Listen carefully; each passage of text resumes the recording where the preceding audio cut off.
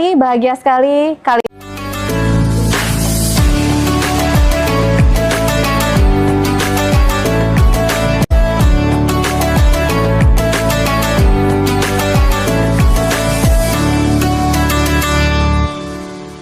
Assalamualaikum warahmatullahi wabarakatuh. Pemirsa Sangaji TV dan di Yogyakarta dan dimanapun Anda berada, alhamdulillah sekali, bahagia sekali kali ini Syahrini Damarianti kembali hadir untuk Anda dalam program spesial Siraman Rohani Sangaji TV. Dan lebih spesial lagi karena hari ini kita langsung dari Hotel Crystal Lotus Yogyakarta bersama teman-teman dari Hotel Crystal Lotus Yogyakarta. Dan sore hari ini kita akan bersama dengan Ustadz Fathul Islam. Pak Ustadz, selamat sore. Selamat sore. Kabar baik? Alhamdulillah. Sehat selalu ya Ustadz ya? Sehat selalu. Iya, dan tema kita hari ini adalah terkait dengan seputar kekuatan doa. Kita tahu setiap detik, setiap waktu, setiap menit, setiap hari ini ibaratnya kita selalu diingatkan untuk mengawali aktivitas, harus dengan berdoa di setiap langkah, mau memulai perjalanan, mau kemanapun, memulai aktivitas apapun, doa ini menjadi kunci utama, menjadi awal dalam kita melakukan segala hal. Nah, ini akan kita bahas sebenarnya seberapa besarkah kekuatan doa itu bersama Ustadz Fathul Islam. Pak Ustadz, mungkin bisa lebih digambarkan sebenarnya seberapa penting sih doa itu dan seberapa besar efeknya untuk kehidupan kita? Silakan. Baik, bismillahirrahmanirrahim. Assalamualaikum warahmatullahi wabarakatuh. Waalaikumsalam warahmatullahi wabarakatuh. Alhamdulillahirabbil alamin. Asyhadu an la ilaha illallah wahdahu la syarikalah wa asyhadu anna Muhammadan abduhu wa rasuluhu la nabiyya ba'da. Allahumma shalli ala Muhammad wa ala ali Muhammad. Faqala Allah Ta'ala fi kitabil karim, a'udzu billahi minasy syaithanir rajim, wa idza sa'alaka ibadi anni fa inni qarib ujibu da'watad da'i idza da'an falyastajibu li wal yu'minu bi la'allahum yarsyudun. Baik, ini panggilnya jamaah atau rekan jamaah nanti seperti yang di Makassar itu ya. Jadi Bapak dan Ibu sekalian dirahmati Allah, kalau kita meminta sesuatu kepada orang, bisa jadi ada faktor orang. Orangnya misalnya pelit, ya. Orangnya misalnya tidak suka dengan kita, atau orangnya sebenarnya mau memberi tetapi dia tidak punya. Jadi tetap ada faktor pemberi yang menjadikan permintaan kita itu bisa jadi tidak dikabulkan. Ya. Tetapi kalau berdoa itu kita sedang meminta kepada zat yang memiliki semuanya. Zat yang memberikan rezeki, orang terkaya di dunia itu juga Allah. Sehingga faktor kekayaan itu tidak ada hambatan. Faktor punya itu tidak ada hambatan. Makanya kemudian yang menjadi faktornya itu adalah sang pemintanya, bukan Allah. Karena Allah maha punya, dan kemudian Allah itu maha baik. Jadi ada dalam hadis itu disebutkan man lam yas'alillah yaghdab alaih. Jadi kalau orang itu tidak berdoa kepada Allah, justru Allah itu malah marah kepada dia. Ini kalau sebaliknya, kalau kita meminta kepada orang, terlalu sering meminta, itu kan bisa jadi orangnya orang Jawa bilang risih. Gitu kan. Ini nggak minta terus, tapi sebaliknya Allah itu malah tidak suka bila kita itu tidak meminta. Kemudian yang berikutnya, Allah sendiri yang memerintahkan kepada kita untuk berdoa. Ya, tadi dikatakan ya, wa idza sa'alaka ibadi anni, wahai Muhammad, apabila hambaku itu bertanya tentang aku, fa inni qarib, aku itu dekat. Ya. uji buta watadai idza da'an. Aku itu pasti akan mengabulkan doa dari orang yang memohon. Maka apa yang harus dilakukan? Fal yastajibuli wal yu'minu bi. Maka penuhilah kewajiban-kewajiban yang aku tetapkan dan percayalah kepadaku agar mereka senantiasa mendapatkan petunjuk. Jadi artinya poinnya di sini adalah justru Allah itu memerintahkan kita berdoa dan berjanji pasti mengabulkan. Dan ingat, kalau tidak terkabul, pasti faktornya bukan dari Allah. Tapi faktornya pasti dari kita. Maka kalau misalnya kita meminta misalnya rumah yang besar misalnya gitu, kemudian kok belum terkabul, tidak bisa kita kemudian menyalahkan faktornya dari Allah. Kalau kita menginginkan sesuatu jangkanya lama belum terkabul, kita tidak dalam posisi kemudian ini kenapa sih kok seperti ini? Tidak bisa seperti itu. Kenapa? Karena bisa jadi kita sendiri yang tidak tahu faktor-faktor sehingga kemudian doa kita tadi itu belum dikabulkan. Jadi poin pentingnya itu adalah kalau kita belum terkabul doanya, itu pasti faktornya karena kita. Tidak bisa diletakkan kepada Allah. Itu poin penting yang awal demikian. Iya, jadi bisanya kita terus berdoa. Kalau belum dikabulkan, mungkin kita harus flashback lagi ke kita gitu ya, Ustadz ya. Apa sih yang kurang mungkin selama ini begitu ya, faktor-faktornya, dan tidak kemudian menyalahkan Allah dalam segala doa yang belum terkabul. Dan karena di sini di Hotel Crystal Lotus ini juga sudah hadir teman-teman yang sehari-hari beraktivitas di Hotel Crystal Lotus, kami berikan kesempatan untuk yang ingin menyampaikan pertanyaan langsung kepada Ustadz terkait doa. Mungkin sudah doa banyak banget tapi kok belum kesampaian juga. Silakan, monggo yang pertama silakan. Saya itu.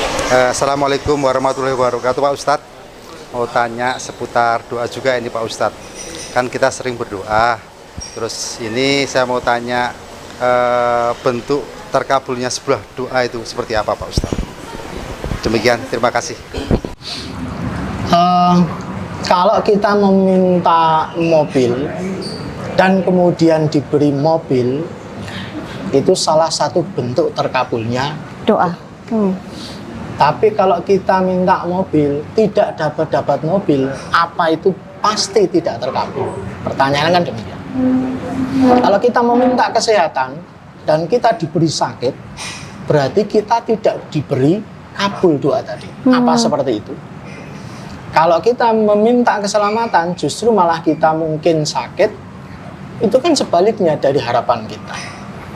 Kalau kita tidak menggunakan logika dari agama, pasti logika kita tadi yang akan dominan. Ini berarti doa saya tidak terkabul.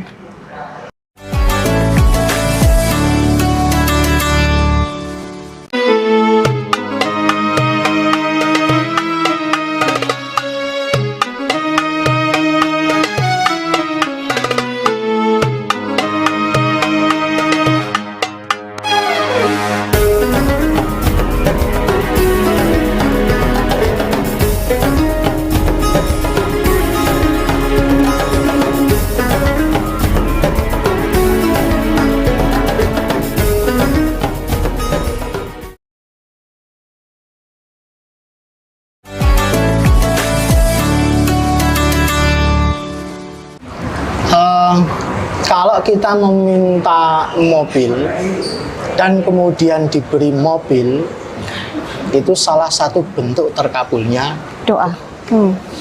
Tapi kalau kita minta mobil tidak dapat mobil, apa itu pasti tidak terkabul? Pertanyaannya kan demikian.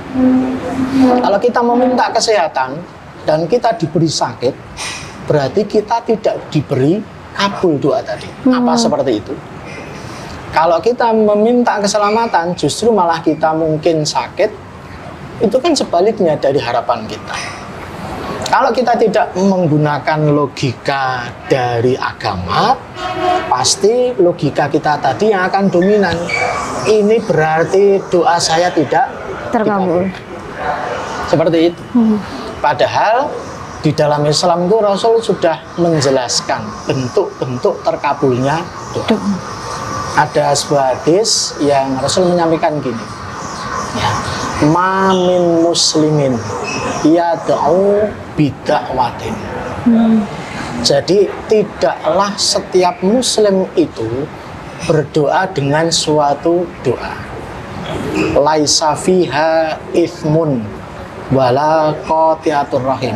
Yang di dalam doa tadi itu tidak mengandung dosa, tidak mengandung pemutusan hubungan silaturahim. Ini syaratnya dulu. Jadi kalau doanya itu misalnya, ya Allah celakakanlah orang itu. Nah, ini jelas syaratnya tidak terpenuhi. Ya. Karena doanya itu mengandung dosa. Ya Allah semoga bisnis si A itu bangkrut, hancurkan misalnya gitu. Itu berarti doa yang mengandung dosa. Itu secara pasti syarat di awal tidak terpenuhi. Ya. Sehingga apa? Doa-doa yang mengandung dosa itu tidak akan terkabul pasti. Atau mengandung pemutusan hubungan silaturahmi. Jadi kita dengan saudara kita tidak suka, kemudian kita mendoakan keburukan pada saudara kita tadi. Itu juga doanya pasti tidak dikabulkan. Jadi kalau dua ini tidak ada, doanya tidak mengandung dosa dan pemutusan hubungan silaturahim, Rasul mengatakan gini, pasti Allah akan memberikan satu di antara tiga hal. Antu ajalalahu dakwatu. Allah akan memberikan segera doanya tadi. Jadi kalau kita melihat dulu di zaman Rasul itu, ya, Rasul itu kalau berdoa itu orang Jawa bilang sakdet saknyet, itu bahasa Indonesianya nggak ada nih. Sewaktu-waktu lah, sesuka hati gitu ya. Sakdet saknyet itu minta langsung diberi. Suatu saat misalnya tidak hujan dalam jangka waktu lama, kemudian Rasul yang berdoa kepada Allah dengan sholat istisqa itu tidak berapa lama hujan langsung turun. Jadi atau istilah orang Jawa itu idu abang. Apa itu? Idu abang. Ya, pokoknya langsung terkabul gitu lah ya. Terkabul. Dan di zaman Khalifah Umar bin Khattab itu pernah juga tidak hujan. Dan doanya menarik. Jadi Ibnu Abbas itu adalah keponakannya Rasul, sepupunya Rasul. Ketika Rasul sudah meninggal, Umar sebagai kepala negara menghadapi paceklik tidak hujan lama, kemudian akhirnya minta. Ya. Dan berdoanya gini, ya Allah, dulu ketika ada Rasulullah, kami berdoa, engkau kabulkan. Maka ketika sekarang Rasul sudah tidak ada, kami berdoa melalui ya sepupu atau paman Nabi. Maka kemudian langsung turun hujan. Kalau dulu bentuknya seperti itu. Dan kalau seperti sekarang, berarti kalau kita berdoa, ya Allah berilah aku kesehatan, dapat sehat, itu berarti termasuk kategori pertama tadi, segera dikabulkan. Tapi yang kedua, ada yang menarik, bentuk terkabulnya doa itu adalah apa? Ayat dakhirha lahu fil akhirah. Doa tadi itu kita minta motor, nggak dikasih motor. Kita minta sehat, tidak dikasih sehat, malah sakit. Kita itu minta naik jabatan, jabatannya tidak naik-naik. Kenapa? Karena doa tadi itu disimpan oleh Allah sebagai amal soleh di akhirat. Maka ada yang menarik seperti ini. Jadi Syekh Muhammad Yusuf Kandalawa itu menceritakan ada sebuah hadis, di akhirat nanti Allah itu akan memanggil hamba. Kemudian ditanya, wahai hambaku, engkau dulu berdoa misalnya harta dan engkau berikan harta. Engkau berdoa sehat, engkau berikan sehat. Tapi engkau meminta misalnya tangan Anda itu utuh, tapi tidak saya beri itu. Engkau meminta kalau anak cucu Anda itu banyak, tapi sedikit. Nah, itu semuanya aku berikan sekarang. Dan itu disebutkan satu-satu. Engkau meminta ini tidak aku beri dulu, sekarang aku beri. Engkau meminta ini dulu, tidak aku beri, sekarang aku beri. Itu sampai panjang sekali. Berarti di sini apa? Doa itu terkabul, tapi bentuknya sebagai amal soleh untuk akhirat nanti. Sehingga sampai ada hamba yang mengatakan, ya Allah, kenapa amalku sebanyak ini? Jawabannya apa? Ini adalah doa yang kau panjatkan, yang kusimpan untukmu hari ini. Jadi bentuk terkabulnya doa itu amal soleh, tidak seperti yang kita inginkan. Yang ketiga, bentuk terkabulnya doa itu adalah dia itu dihindarkan ayasrifa anhu bisu imithliha. Dia itu dihindarkan dari kecelakaan, dihindarkan dari musibah yang itu sebesar doa tadi itu. Ya, artinya itu bentuk terkabulnya doa. Doa langsung terkabul sesuai keinginan. Yang kedua, disimpan di akhirat. Yang ketiga, dia dihindarkan dari musibah. Itu bentuk terkabulnya doa. Gitu? Iya, terima kasih Ustadz. Dan pemirsa Sang Haji TV di Yogyakarta dan sekitarnya, kita masih akan lanjutkan lagi perbincangan kita di Siraman Rohani Sang Haji TV. Kami berikan kembali kesempatan untuk audiens yang sudah ada di sini yang ingin menyampaikan pertanyaan. Silakan. Assalamualaikum warahmatullahi wabarakatuh.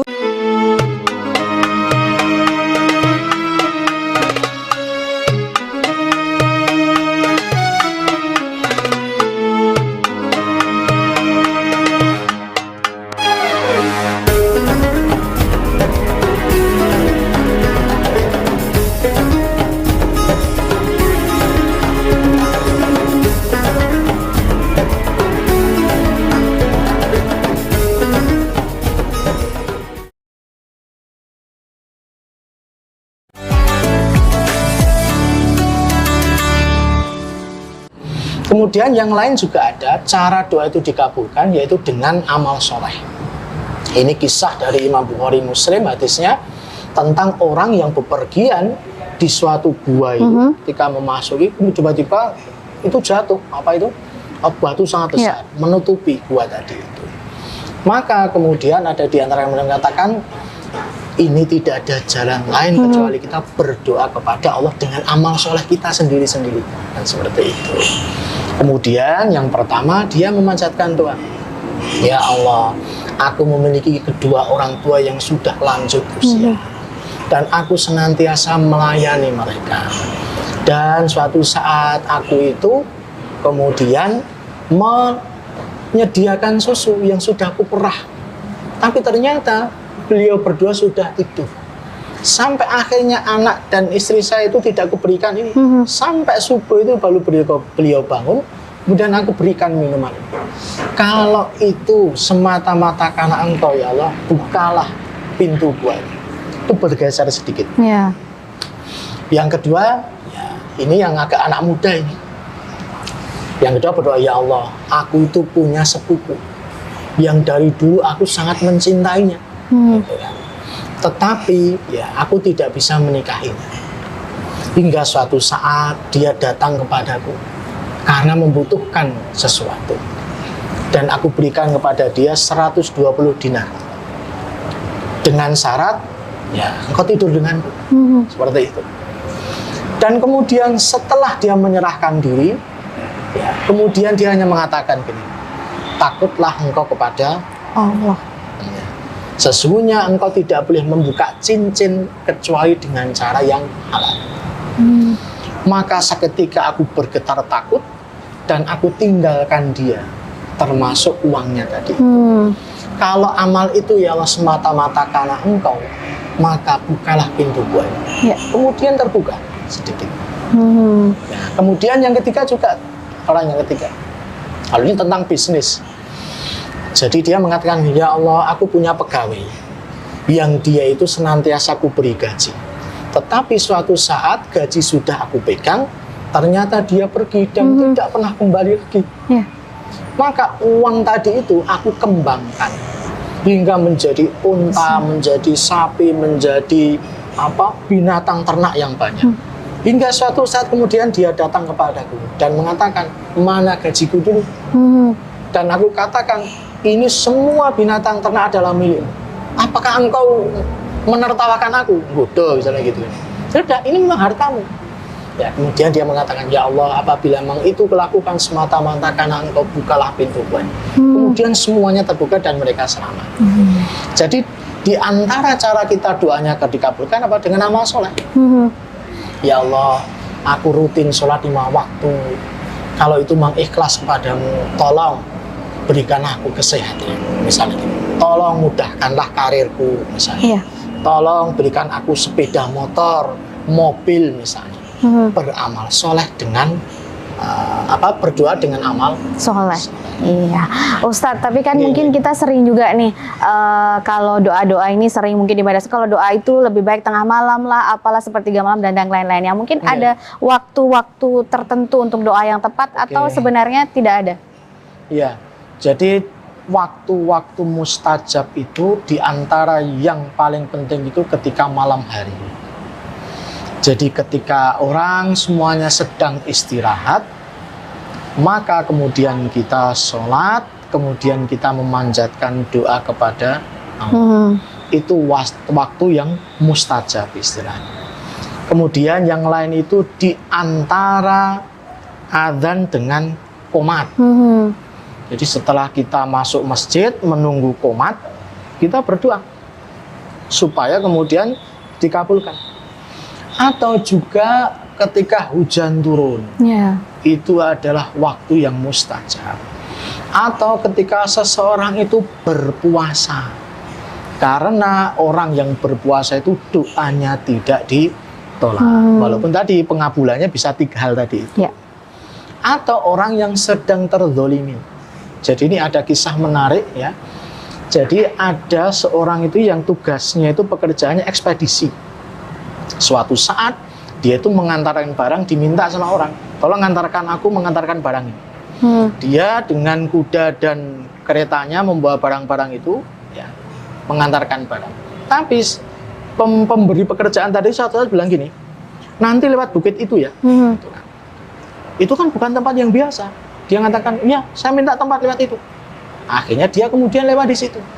Sampai di tempat yang sepi karena itu malam hari, dia kemudian bilang gini, serahkan semua barangmu dan aku bunuh.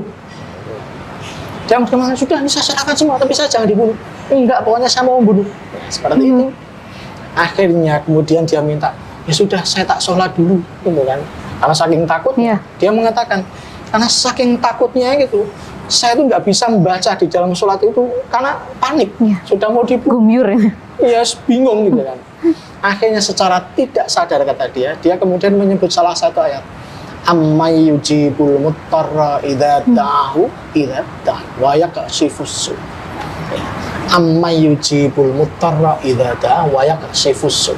Dan siapakah yang bisa mengabulkan doa di dalam kondisi terjepit dan dia menghilangkan keburukan-keburukan. Dia secara tidak sadar itu membaca ayat itu berulang-ulang di dalam sholat tadi. Dan akhirnya tiba-tiba ada muncul kesatria yang besar itu, dan dengan tiba-tiba menebas lehernya perampok tadi itu. Sampai kemudian dia bertanya, siapakah engkau? Aku adalah malaikat penjaga gunung yang diperintahkan untuk menolongmu. Ketika engkau berdoa yang pertama kali dengan ayat tadi itu, Allah belum memerintahkan kepadaku, tapi sampai ketiga kalinya engkau menyebut ayat itu, ammay yujibul muttarra idza da'ahu wa yakshifus. Sampai ketiga kalinya Allah mengutus aku untuk menolong. Jadi itu orang yang kepepet, ya, benar-benar pasrah dengan Allah berdoa, itu salah satu kondisi doa yang mustajab. Jadi kepepet, jangan kemudian seperti tetangga saya itu gempa gitu kan, panik, megang itu caga itu tiang, bilangnya kokoh bakoh. Nah, gitu itu nggak akan dikabulkan, ya. Nggak tahu kokoh bakoh itu artinya. Iya, harus kepada Allah ya pasrahnya. Iya. Dan pemirsa Sangaji TV Yogyakarta masih dalam siraman rohani Sangaji TV kali ini langsung dari Hotel Crystal Lotus Yogyakarta. Ustadz, saat ini kita sudah berada di segmen terakhir terkait dengan perbincangan kita seputar kekuatan doa. Ustadz, mungkin masih ada yang ingin disampaikan lagi untuk para pemirsa sekalian, mengingatkan terus terkait pentingnya doa ini, Ustadz. Jadi ada beberapa poin penting. Yang pertama adalah bahwasanya doa itu ibadah. Kenapa? Karena Allah tadi memerintahkan. Allah memerintahkan agar kita itu berdoa. Sehingga ketika kita berdoa, kita itu dapat pahala. dan bisa jadi dapat sesuai dengan apa yang kita inginkan. Jadi doa itu pasti punya pahala. Ini yang pertama.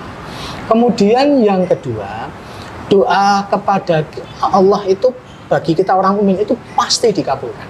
Tidak ada yang tidak dikabulkan. Kalau doa kita itu tidak mengandung dosa, tidak mengandung pemutusan hubungan silaturahmi dengan bentuk 3 tadi. Doa dikabulkan segera sesuai keinginan kita, atau doa itu disimpan sebagai amal soleh di akhirat. Yang ketiga, kita dihindarkan dari musibah. Kemudian yang terakhir tadi poinnya, agar doa kita itu dikabulkan oleh Allah, ya penuhi kewajiban-kewajiban. Dan kita percaya penuh kepada Allah kalau Allah itu akan mengabulkan doa kita. Kemudian kita mendoakan sesama muslim, saudara kita. Kita kemudian berdoa ketika puasa. Di malam hari kita mungkin sholat untuk meminta sesuatu. Dan yang terakhir tadi itu, kalau kepepet harus benar-benar hanya meminta tolong kepada Allah. Karena itu waktu yang mustajab. Iya. Demikian. Iya, terima kasih Ustadz Fathul Islam. Terima kasih banyak sharing ilmunya terkait kekuatan doa. Dan pemirsa Sangaji TV di Yogyakarta dan sekitarnya, demikianlah akhir perbincangan kita terkait seputar kekuatan doa dalam siaran rohani Sangaji TV. Terima kasih untuk Hotel Crystal Lotus Yogyakarta dan juga teman-teman dari Hotel Crystal Lotus yang sudah hadir hari ini. Semoga perbincangan kita dalam siraman rohani Sangaji TV ini bisa bermanfaat, menambah keimanan kita kepada Allah Subhanahu wa taala. Dan kami seluruh kru siraman rohani Sangaji TV mohon diri. Terima kasih. Wassalamualaikum warahmatullahi wabarakatuh. Waalaikumsalam.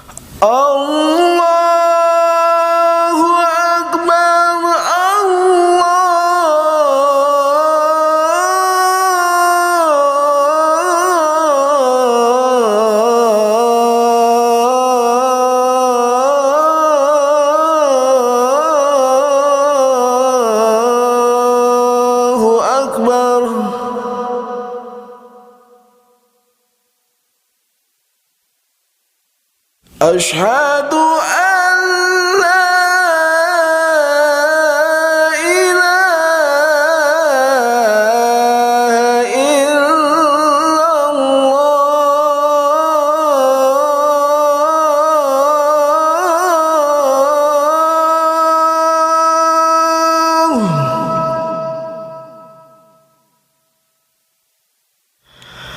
أشهد أن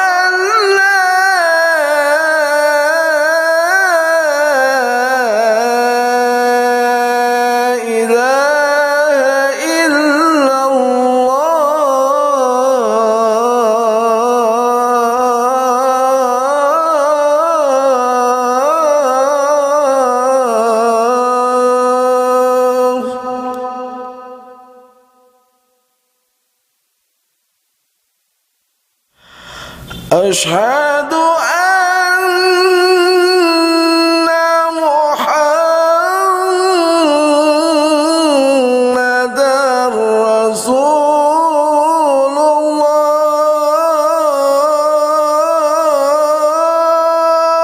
الله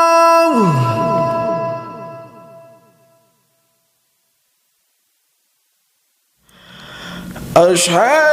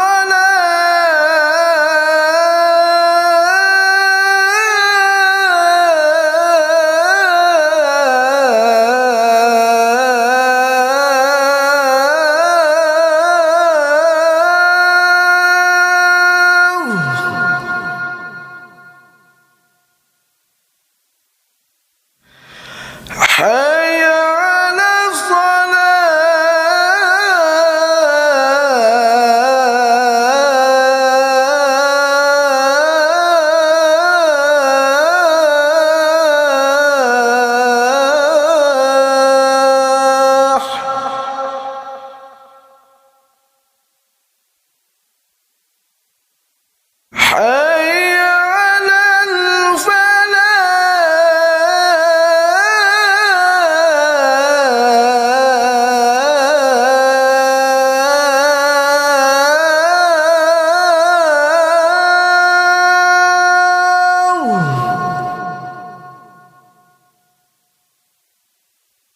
حي على الفلاح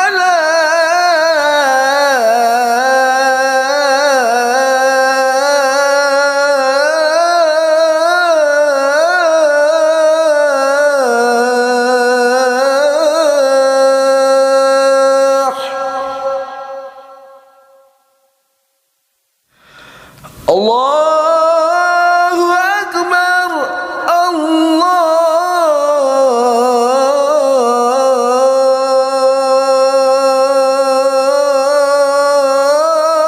الله أكبر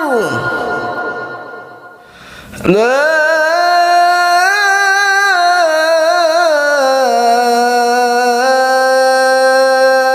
إله إلا الله.